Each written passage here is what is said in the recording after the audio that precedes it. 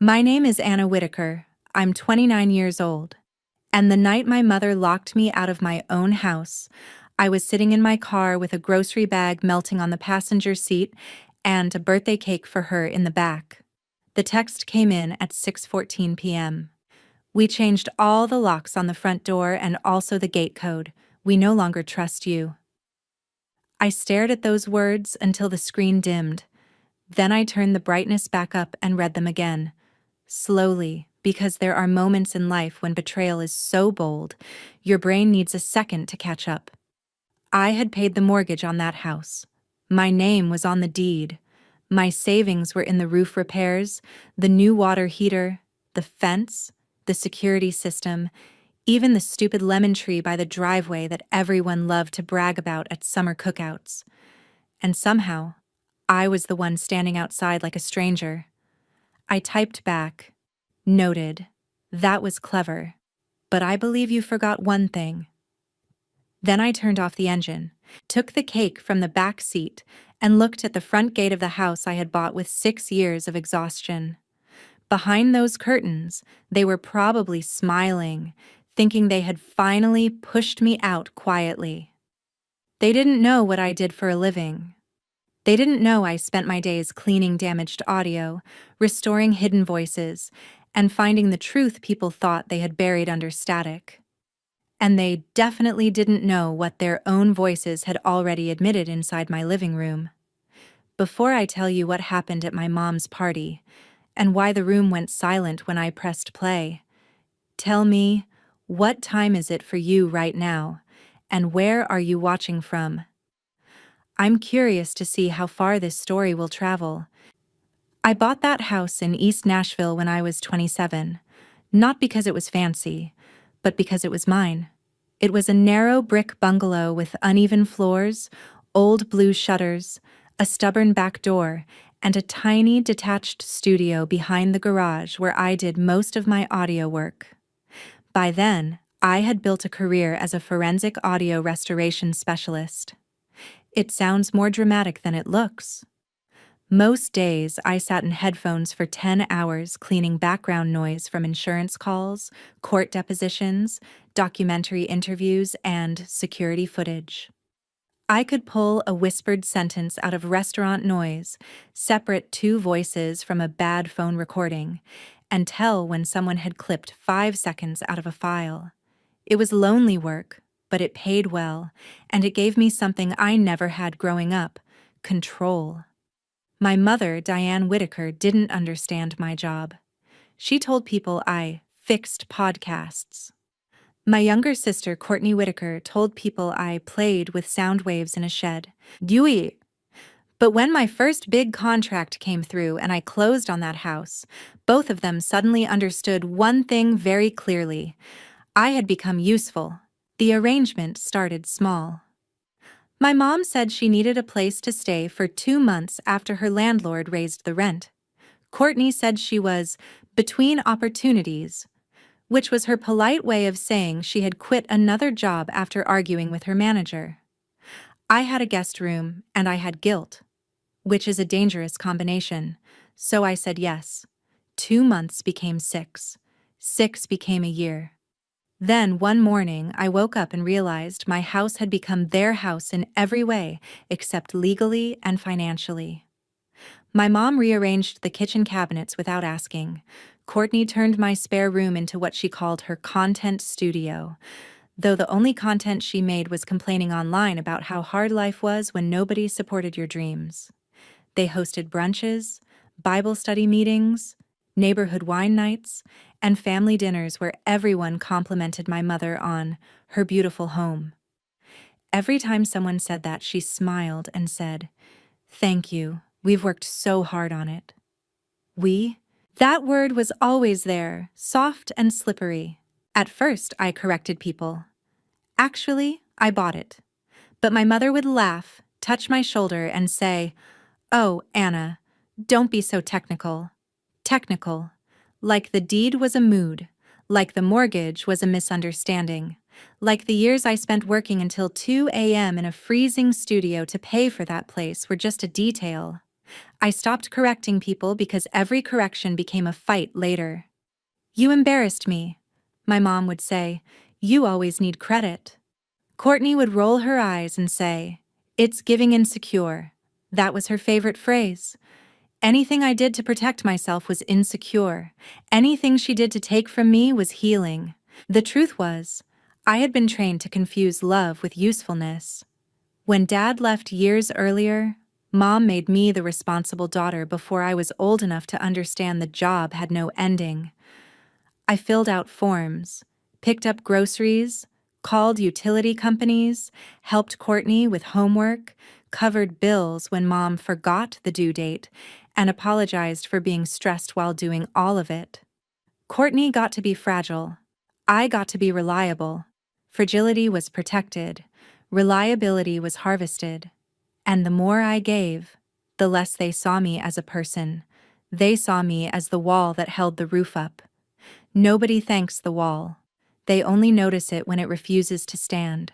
My best friend, Rachel Monroe, saw the whole thing clearer than I did.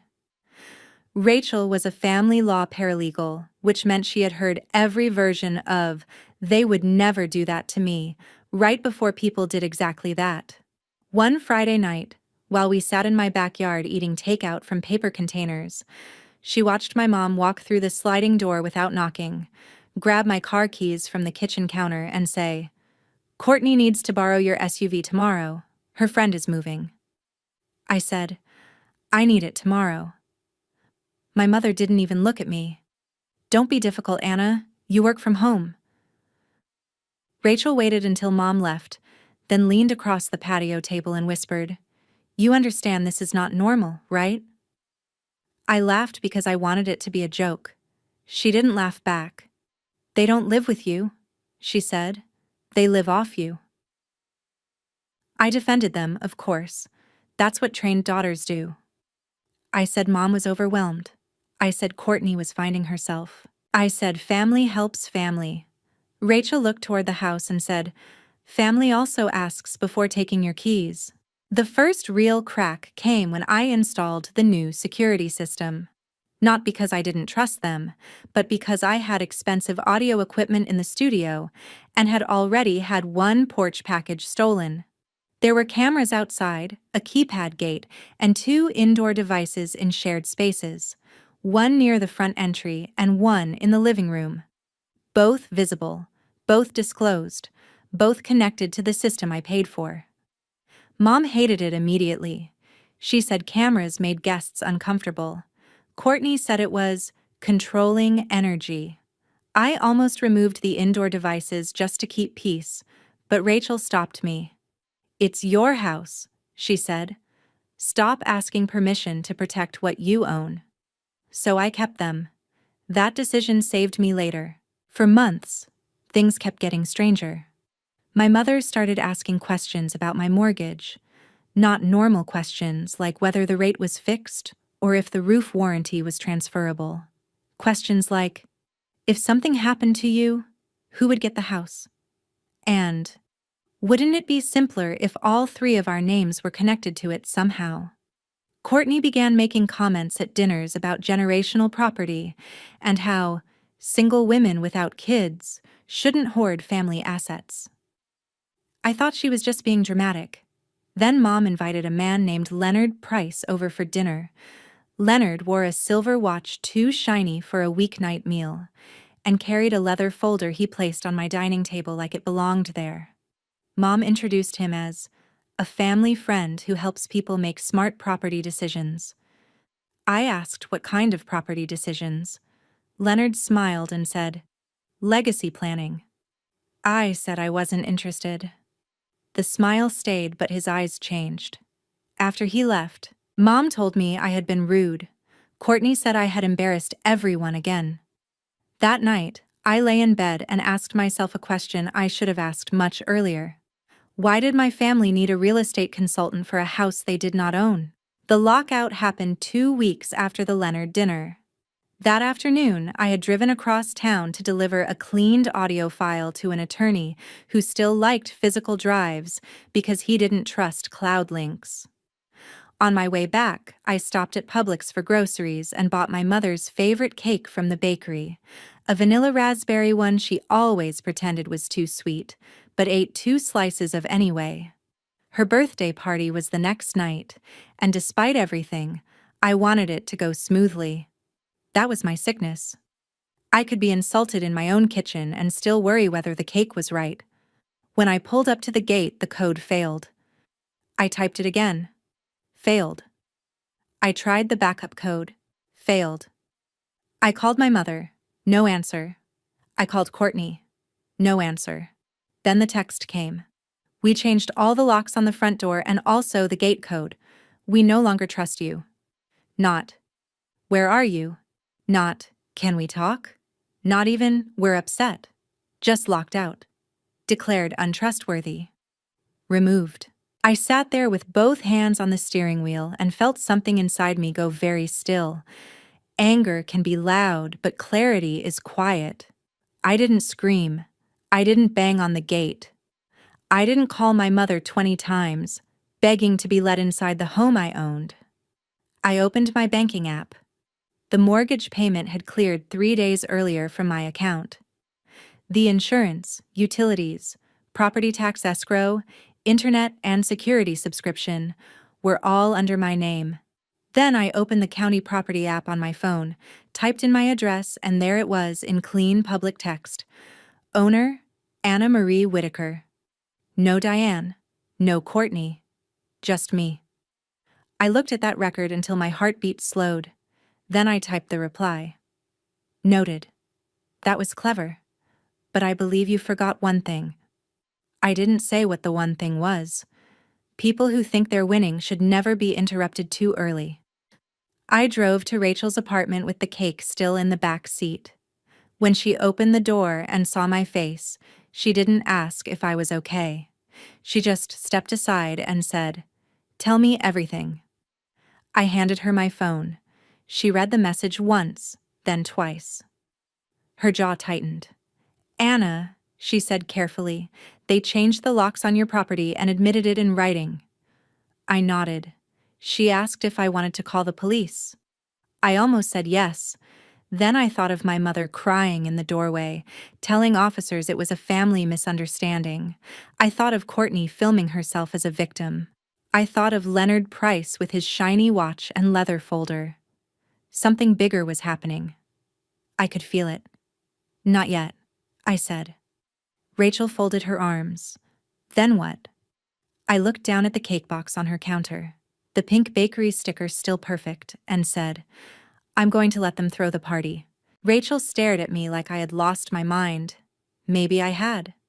But for the first time, my mind was working for me instead of against me. The party mattered because my mother cared more about reputation than truth. She could ignore me in private. She could twist my words in a family group chat. She could tell Courtney I was unstable, selfish, paranoid, ungrateful. But she could not easily rewrite the truth in front of neighbors, relatives, church friends, and Leonard Price himself, who I had already spotted on the guest list my mother left open on the kitchen tablet the week before. If they wanted a stage, I would give them one. If they wanted an audience, I would bring the sound. That night at Rachel's, I logged into my security system from my laptop. My hands trembled when the dashboard loaded, not because I was scared of what I might find, but because part of me still hoped I would find nothing. That's the humiliating part about betrayal. Even when the knife is in your back, some small loyal piece of you hopes it was an accident. The first clips were ordinary. My mother watering plants, Courtney eating cereal from my favorite bowl, a delivery driver dropping envelopes. Then I clicked a living room recording from the night after Leonard's visit. The audio was muffled at first, so I downloaded the file and opened it in my editing software. Noise reduction, voice isolation, compression. I had done it 1,000 times for strangers. I never thought I would do it to my own family. Their voices rose out of the static slowly. My mother said, "If Anna signs even a temporary occupancy agreement, Leonard can use that to show shared family interest." Courtney replied, She won't sign if you ask directly. You have to make her feel guilty or unsafe. Leonard's voice came next, smooth and low. The goal is pressure. Lock changes, access conflict, emotional instability. If she reacts badly, it helps your position. My skin went cold. Then my mother laughed. Not nervously, not sadly. She laughed like they were discussing a surprise party. Anna always reacts when pushed, she said. She can't help herself. Courtney added, exactly. She'll explode and everyone will finally see what I deal with. I paused the file so hard my finger hurt. Rachel stood behind me, silent. I replayed it. Then I replayed it again. There are moments when grief becomes evidence. That was mine. The next recording was worse. Courtney was in the kitchen talking to my mom. After the party, we tell people Anna has been acting unstable. Then, when she shows up angry about the locks, it proves it. My mother said, I don't want her ruined, Courtney. Courtney snapped, I don't want to be 31 living in my sister's spare room while she acts like queen of the house. Then came the sentence that burned everything soft out of me. My mother whispered, once we get her to agree to sell, you'll have enough for the condo. The condo. So that was the plan. Lock me out, make me look unstable, pressure me into selling my own house, and use the money to launch Courtney into the life she believed she deserved. I sat back in Rachel's chair and laughed once. Not because anything was funny, but because the betrayal was almost elegant. They had mistaken my patience for weakness. Worse, they had mistaken my silence for a lack of receipts. For the next 24 hours, I became the calmest version of myself, which is how Rachel knew I was furious. I did not send emotional texts. I did not argue in the family group chat when Courtney posted, some people really show their true colors when boundaries are finally set. I did not respond when Mom sent, you can come to the party tomorrow if you can behave. Behave. As if I were a dog scratching at the door. I screenshotted everything, saved every message as a PDF, backed up every security clip, and made 2 copies on encrypted drives. Then I did what I always do for clients. I built a timeline. 4:12 p.m., Leonard arrives. 4:49 p.m., discussion of shared family interest. 5:03 p.m., strategy to provoke emotional instability. 6:22 p.m., Courtney mentions the condo. 7:11 p.m., Mom asks whether changing locks before the party is too obvious. 7:14 p.m., Leonard says, obvious only matters if she can prove intent. I sat there staring at that line. Prove intent. That man had no idea what business he was standing in. Rachel wanted me to talk to an attorney before the party, so the next morning she connected me with a lawyer she knew from work, a woman named Elise Grant. Elise listened without interrupting while I explained the house, the lockout, the recordings, Leonard, the party, and the fact that my mother and sister were still inside the property. She asked precise questions. Were the cameras visible? Yes. Were the devices part of a disclosed home security system? Yes. Was I the homeowner? Yes. Did I have proof they knew the system existed? Yes, including text messages from Courtney complaining about Anna's creepy living room camera. Elise exhaled and said, do not threaten them. Do not touch anyone. Do not block anyone from leaving. But you can absolutely protect your property and end their access. Then she said something that gave me the spine I needed. Anna, people like this depend on your shame. They are counting on you being too embarrassed to tell the truth clearly. That sentence stayed with me all day. Shame had been the lock before the locks. Shame kept me quiet when my mother called my home ours. Shame made me smile when Courtney borrowed money and forgot to repay it. Shame made me apologize for wanting privacy, for needing rest, for asking grown women to contribute to utilities. Shame had been the invisible gate code they used to enter my life whenever they wanted. But shame only works in darkness. At the party, I was going to turn the lights on. I spent the afternoon preparing like I was going to court, not a birthday. I printed the deed, the mortgage statement, the property tax record, the utility bills, and the texts about the locks. I made a simple folder labeled Ownership and Access. Then I made another folder labeled Audio Timeline. In my studio, I cleaned the recordings enough that every word was unmistakable, but left the files otherwise intact. No dramatic music, no edits that could be accused of manipulation, just their voices, their plan, their contempt. I exported one short version under 4 minutes because people at parties have short attention spans but long memories when scandal is involved. Then I uploaded the full files to secure storage and sent the link to Elise. "For safekeeping," I wrote. She replied, "Good. Remember, calm is your power." The hardest part was choosing what to wear. That sounds ridiculous. But clothes become armor when you're about to walk into a room full of people who have already been told you're the problem. I chose a dark green dress, simple gold earrings, and low heels. Not funeral clothes, not battle clothes, something steady. Rachel insisted on coming with me. "As a witness," she said. I told her she didn't have to. She looked at me like I had insulted her. "I have watched you be the family shock absorber for 7 years," she said. "I am not missing the night you finally stop absorbing." So at 6:50 p.m., we drove to my house. My mother's party had already begun. Cars lined the street. Warm light spilled from my windows. Laughter came from my backyard. Someone had hung gold balloons across my porch that spelled out Diane's Day. On my porch. Over my door. In my house. The new gate code, of course, did not work. Rachel glanced at me. I opened my phone and used the owner override through the security app. The gate clicked.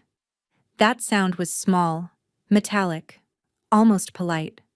But to me, it was the sound of a lie failing. We walked up the path. Through the window, I saw Courtney holding a champagne flute, smiling like a woman who had inherited something. My mother stood near the fireplace accepting compliments from guests. Leonard Price was by the bar, talking to my uncle like he was already part of the family business. For 1 second, I almost turned around.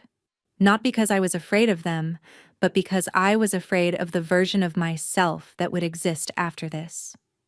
Once you stop being useful, some families don't know what to call you. I took one breath, opened the front door with my original owner key, and stepped inside. My mother saw me first. Her smile froze. Courtney turned, and the champagne flute tilted in her hand. Leonard stopped mid-sentence. The room did not go silent yet, but it changed temperature. Mom crossed the entryway quickly and whispered, "Anna, what are you doing here?" I held up the cake. "I brought dessert." Her eyes flicked toward the guests. Reputation. Always reputation. She forced a smile and said louder, "Honey, we weren't sure you were coming." I smiled back. I wasn't sure either. The gate code confused me. A few people chuckled, thinking it was a joke. Courtney's face tightened. Mom touched my elbow, trying to steer me toward the hallway. "Let's talk privately." I gently removed her hand. "We will, but not yet." Then I walked into the party carrying the cake like nothing in the world was wrong. For the first hour, I let them perform. My mother moved through the party like the perfect hostess, laughing too loudly, touching my shoulder whenever someone asked why I seemed quiet, saying, "Anna works too much. We worry about her." Courtney stayed close to Leonard, whispering whenever she thought I wasn't watching. Several neighbors hugged me and said they had missed seeing me around my mom's place. I smiled and corrected them gently. My place, actually. Each correction was small, but every one of them landed. A blink, a pause, a glance toward my mother. Lies are easiest when nobody interrupts them. I interrupted them with manners, Then Aunt Linda pulled me aside near the kitchen island. "Your mother said things have been tense," she whispered. I asked, "What exactly did she say?" Aunt Linda hesitated. "That you've been under pressure. That the house has become a trigger for you." A trigger. I almost laughed. "Did she mention she changed the locks?" Aunt Linda's eyes widened. "No." "Did she mention the house is legally mine?" Her mouth opened, then closed. Across the room, Courtney was watching us. For the first time that night, she looked nervous. Information was moving now. Quietly. But it was moving. When it was time for cake, Mom gathered everyone in the living room. "I just want to say," she began, one hand pressed to her chest, "how grateful I am for family, resilience, and the home we've created together." There it was again. "We."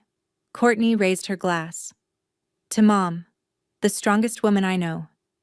She built this family from nothing." Guests applauded. I stood near the fireplace, in the room I had painted, under the lights I had paid to install, listening to my sister praise my mother for surviving on labor that had mostly been mine. Then Mom looked directly at me and said, "And to Anna, who we hope will find her way back to trust." That was the moment. I set my glass down. "Actually," I said, "since we're talking about trust, I'd like to say something." My mother's smile tightened. "Anna, maybe now isn't the time." I looked around the room. "I agree. Last night would have been better, before I was locked out of my own property." The room shifted. Someone whispered, "Locked out?" Courtney stepped forward. "Don't do this." I turned to her. "Do what? React badly?" Her face drained just enough for me to know she recognized the phrase. Leonard moved away from the bar. I pulled the first folder from my bag. "For anyone confused, this house is owned by me. The deed, mortgage, taxes, insurance, utilities, security system, and repair records are all in my name. My mother and sister have been living here as guests." I placed the documents on the coffee table. "Yesterday, while I was buying my mother's birthday cake, they changed the front lock and gate code. Then my mother texted me that they no longer trusted me." I held up the screenshot. Aunt Linda covered her mouth. One of Mom's church friends whispered, "Diane." My mother's cheeks flushed. "This is private family business." I nodded. "It became public when you invited everyone here to watch you call me unstable." Courtney laughed sharply. "You are unstable. Look at you. You brought documents to a birthday party." "Yes," I said. "Because you brought a real estate consultant to my living room." Leonard stiffened. "I'm just a friend of the family," he said. I smiled. "Perfect. Then you won't mind hearing what friends of the family say when they think the homeowner isn't listening." My mother whispered, "Anna." Not angry. Afraid. I connected my phone to the Bluetooth speaker near the bookshelf. For 1 second, I saw her as the woman who once stayed up all night when I had the flu. Then I remembered her voice saying, "Anna always reacts when pushed." I pressed play. Leonard's voice filled the room first. "The goal is pressure. Lock changes, access conflict, emotional instability. If she reacts badly, it helps your position." Silence fell instantly. Then Courtney's voice followed. "She won't sign if you ask directly. You have to make her feel guilty or unsafe." My mother stood frozen beside the cake. Then her own voice came through, clear and unmistakable. "Anna always reacts when pushed. She can't help herself." Courtney lunged toward the speaker, but Rachel stepped in front of it. "Don't." Courtney stopped. The recording continued. "After the party, we tell people Anna has been acting unstable. Then, when she shows up angry about the locks, it proves it." Then my mother's voice again. "Once we get her to agree to sell, you'll have enough for the condo." That sentence broke the party. Aunt Linda said, "Diane, what did you do?" Leonard turned pale. I paused the recording and looked at him. "The full files have already been sent to my attorney. The word attorney moved through the room like cold air. Mom whispered, "Anna, please." Courtney snapped, "You recorded us?" I looked at her. "In my home, on my disclosed security system, while you were planning to take my property." "Yes." Then Mom started crying. I was scared. "Courtney needs stability. I'm your mother." That sentence used to unlock every guilty part of me, but not anymore. I picked up the folder and said, "Being my mother gave you my trust. It did not give you my deed." The aftermath cracked open slowly. First, the guests began leaving in embarrassed clusters, avoiding my mother's eyes. Aunt Linda hugged me tightly and whispered, "I'm sorry I believed her." My uncle told Leonard to leave before someone called the police. Leonard tried to say there had been no formal business arrangement, but Rachel calmly asked for his card and he suddenly stopped talking. Courtney followed him to the door, hissing, "You said this would work." Unfortunately for her, the room was quiet enough for everyone to hear it. Leonard pulled his arm away and said, "Do not contact me again." That was the first consequence Courtney felt. People who help you scheme rarely stay when the scheme becomes evidence. My mother kept trying to move the conversation into the kitchen, then the hallway, then the back porch, anywhere private, anywhere smaller. I refused. Privacy had always been where truth disappeared in my family. "You have until noon tomorrow to remove your personal belongings," I said. Courtney laughed in disbelief. "You can't kick us out." I looked at her. "I can end guest access to my home. My attorney will send the formal notice tonight." Mom pressed both hands together. "Anna, where are we supposed to go?" It was the question she had trained me to answer for years. I took a breath. "I don't know. That is the first problem in this house that is no longer mine to solve." Courtney's face twisted. "So that's it? You get one recording and throw away your family?" "No," I said. "You threw away family when you tried to build a legal trap in my living room?" She pointed at me. "You always think you're better than us because you have money." I shook my head. "No, Courtney. I think I'm responsible for money I earned. There's a difference." My mother whispered, "We made a mistake." "A mistake is forgetting to lock the back door," I said. "This was a plan. You discussed pressure. You discussed making me look unstable. You discussed using the sale of my house to buy Courtney a condo." Courtney shouted, "Because I deserve something too." Finally, the truth was out. I looked at her and said, "Maybe you do, but not mine."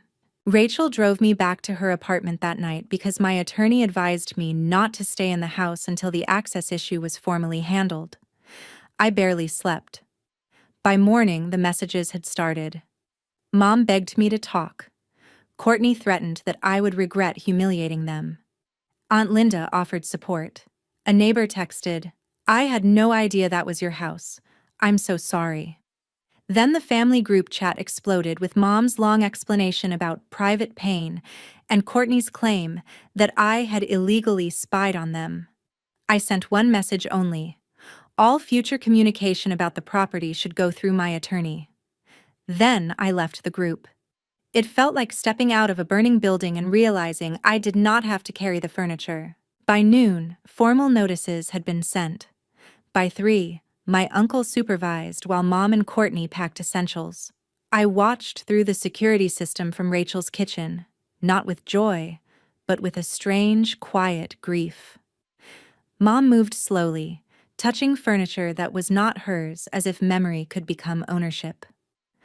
Courtney threw clothes into trash bags and cried loudly whenever anyone passed the doorway. At one point, she looked straight at the camera and said, "Hope you're happy." I wasn't happy. Boundaries do not feel like victory at first. They feel like surgery. Necessary, painful, and bloody in places nobody else sees. The consequences came quickly. Without my house, my mother had nowhere to host her meetings, no address to pretend was hers, and no daughter quietly paying utilities while she played generous matriarch.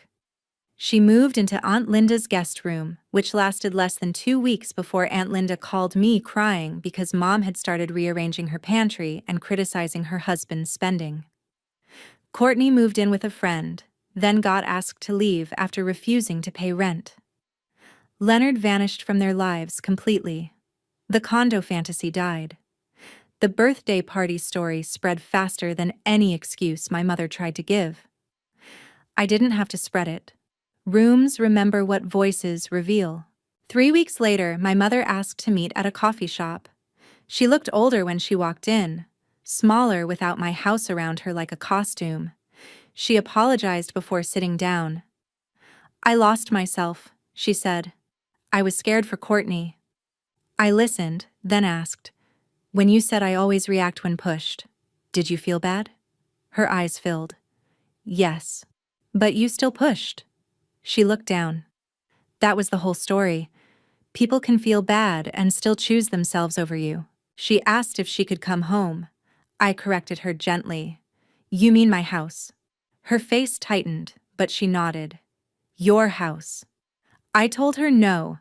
I told her I would send rental listings, but I would not pay the deposit, sign the lease, or move her belongings. I told her I loved her, but love without boundaries had made me disappear. She cried, but I did not fold. That was the second revenge, quieter than the recording, but more important. The first revenge exposed them to others. The second proved I could finally choose myself. 2 months after the party, I moved back into my house. The first thing I did was change the locks again, not out of revenge, but out of respect for the woman who had finally learned what the word mine meant. Then I walked room by room and reclaimed everything slowly. I turned Courtney's so-called content studio into a proper guest room, but not for people who needed to use me, for friends who loved me without measuring what they could take. I repainted the kitchen cabinets the color I wanted, before Mom said it was too bold. The house felt wounded at first. Every room carried an argument. Every drawer held proof of someone else's entitlement. But little by little, my home stopped feeling like a crime scene and started feeling like shelter. The biggest change was not the house. It was me. I stopped explaining simple boundaries like they were court cases. When relatives said, "But she's still your mother," I said, "Yes, and I'm still her daughter, not her retirement plan." When someone said, "Courtney has always struggled," I said, "Then Courtney needs support that does not require stealing my future." When Aunt Linda asked if I would ever forgive them, I told her the truth. Maybe. But forgiveness is not a moving truck. It doesn't mean they get to come back in. Some people hated that answer. Some people needed it. My mother eventually rented a small apartment across town. I did not pay for it. Courtney found a roommate. I did not co-sign. They survived, which proved something I wish I had understood earlier. People who say they cannot live without your sacrifice often become surprisingly capable when sacrifice is no longer available. My mother and I now speak once every few weeks. The conversations are polite, careful, unfinished. She has apologized more than once, but I no longer treat apologies as keys. They are words. Trust is behavior repeated over time. Courtney has not apologized. Maybe she never will. That used to bother me. Now it simply informs me. People ask whether I regret playing the recording at the party. I have thought about that question many times. Could I have handled it privately? Maybe. Would they have told the truth privately? No. They created a public lie before I created a public correction. They invited witnesses to my supposed breakdown. I simply gave those witnesses the missing audio. Was it harsh? Yes. Was it necessary? Also yes. Some families depend on silence so completely that telling the truth feels like cruelty. But silence would have cost me my home, my reputation, and probably years of my life. Here is what I want you to understand if you recognize pieces of your own life in mine. Being dependable is not the same as being disposable.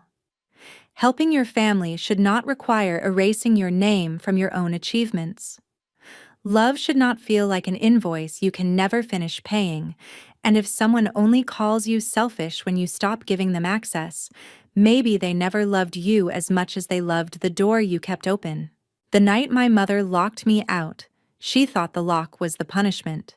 She thought standing outside my own gate would make me panic, apologize, and beg my way back into the house I paid for. Instead, that locked gate became the first honest boundary my family ever gave me. They closed it to control me. I opened it to expose them. And when I walked back out after the party, after the recording, after the silence, I did not feel like the daughter who had lost her family. I felt like the woman who had finally found herself standing on her own front porch, holding the only key that mattered. So let me ask you this. If someone locked you out of the life you built, would you beg them to open the door? Or would you remind them who owned the house? Imagine turning 18 and realizing the people who were supposed to protect you had planned your abandonment like a business decision. Kayla didn't just lose her home, her car, her phone, and her college savings. She lost the illusion that family always means safety, but instead of begging to be accepted again, she chose to document everything, rebuild her life, and protect her future. The story is not only about revenge, it is about self-respect, survival, and learning that sometimes the strongest answer is not screaming back, but becoming independent enough that no one can control you again. What would you do if you were Kayla? Would you forgive your parents after they paid everything back, or would you keep that door locked forever?